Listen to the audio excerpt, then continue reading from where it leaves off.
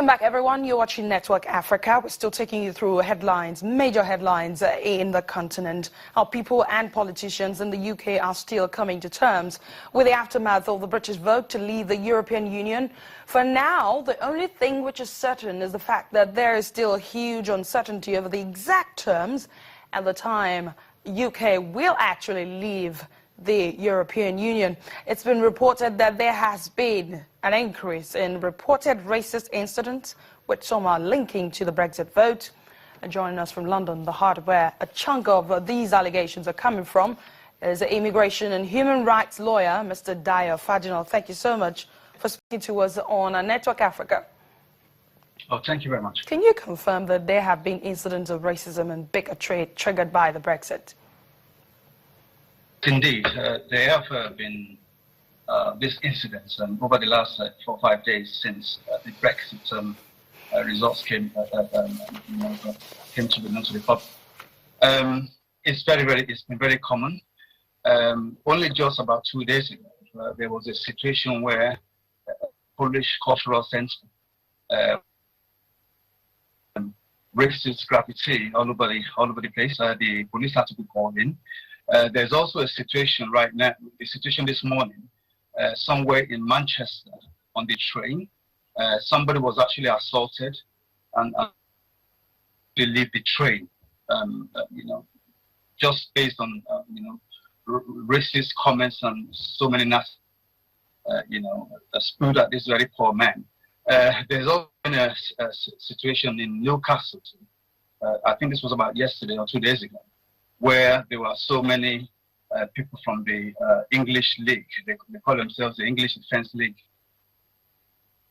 racist comments that foreigners should go back home and that they should not remain in this country because we've decided to vote leave and for that reason get out of this country.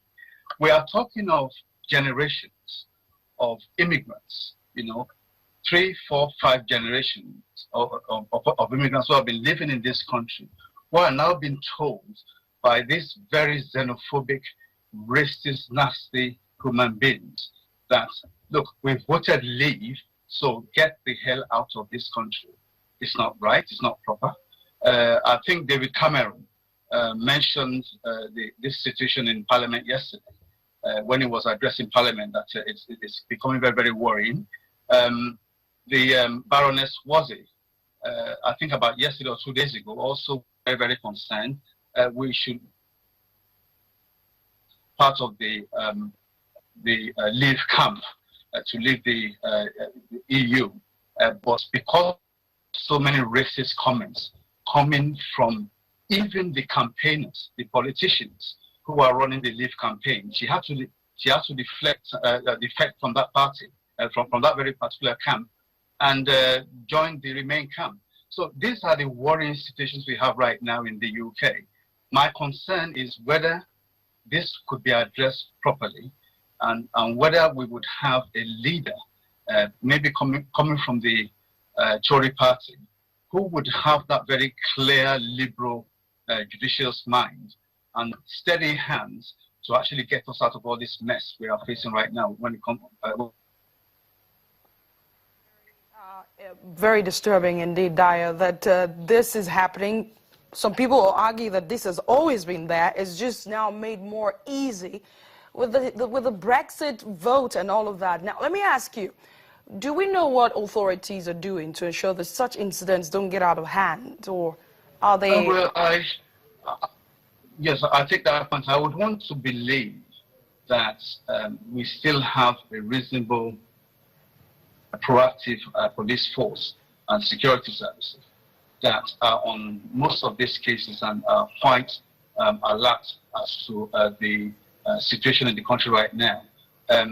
The EU referendum campaign was so divisive and very, very xenophobic in terms of people just coming up with all these scare stories that people, that the immigrants are the problems of the social economic problems of the UK, and for that reason they should all get out. And I remember I was telling people when this campaign was going on that, look, it could be, look, the Eastern Europeans leave the EU any longer today, tomorrow it could be the Africans, the Caribbeans, the Asians. Please get out of this country. We do not want you in this country any longer. And that is what I think is happening at this point in time. It's very, very worrying and very disturbing. Only recently, my daughter and her children were actually snared at in a shop. This was about 2 days ago, to a point whereby it disturbed my granddaughter big time. These are the kind of things that are happening right now. I'm so worried, I'm so concerned.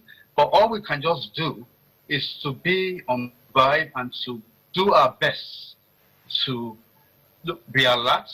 Anybody who actually knows of anybody who has this racist, nasty predisposition should report the matter.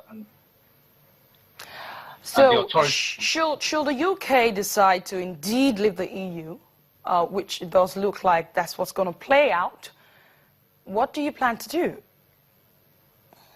You mean what I plan to do, or what the authorities plan to do? What do you plan to do? And some other people in your shoes, people who are looks like they're being harassed right now. Yes, so thank you.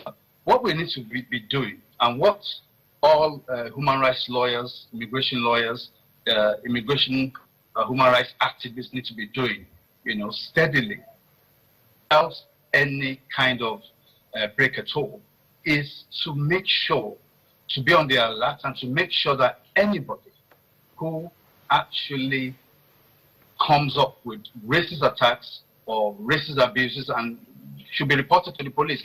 And we should also be very, very clear in our mind that this would not, because you see, the EU, the situation we are right now, the EU is so, the UK is so paralyzed right now in terms of, we don't know when they go got the Article 50 to eventually get them out of the EU. They are playing for time. They are saying that this will only be done in about 3 months.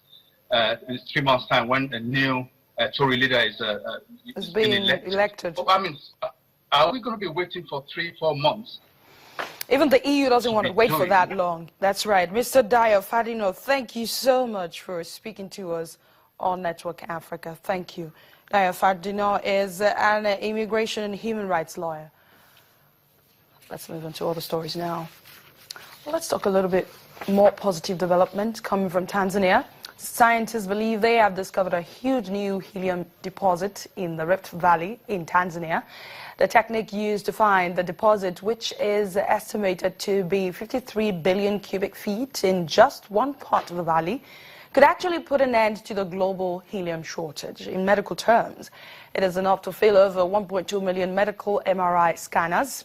And on a global scale, helium could run out by 2035. So this discovery, in some quarters, is a lifesaver. Just so you understand how important helium is, here are some of its uses. It is used as lightweight aircraft fuel, used to fuel space shuttles. Helium is used during dives. Helium is medically used for breathing, observation, essential in treating various ailments. Used to cool MRI magnets, used to cool nuclear reactors, used in the development of titanium. Now, drought has seen nomadic communities in northern Kenya change their way of life in recent years, from roaming with their animals to farming and growing crops for sale. In West Pokot, for instance, a group of farmers are cultivating a drought-resistant pawpaw with an aim to improve food stocks and find an alternative source of income. Take a look. These farmers are attending a field training session on how to grow pawpaw in West Pokot along Kenya's Rift Valley. Coming from pastoralist communities, they are relatively new at farming, having historically solely depended on livestock to feed their families. The government and aid agencies are now encouraging pastoralists to grow crops alongside keeping livestock to improve food stock. Today, the farmers are learning about the Maradol pawpaw, a high-yielding variety that was recently introduced in the region by the Food and Agriculture Organization, the FAO. The reason why FAO brought this project in West Pokot is because the reports from the Ministry of Health indicated that the number of underweight, but the percentage of underweight children was at 38%, and the stunting was at 45%. And this is because most farmers here are dependent on maize, meat and milk. And so the project intended to introduce the aspect of fruits and vegetables so that you can be able to improve the nutritional status. The Pokot traditionally keep livestock as a way of life and have lived in this semi-arid part of the country for centuries. But over the years, dry spells and violent cattle raids between them and their neighbors has been a major threat to their herds. When we come back after this break, we have the latest from Cairo, talking about the repairs of the recorders of crashed Egypt's Air MS-804. Do join us again.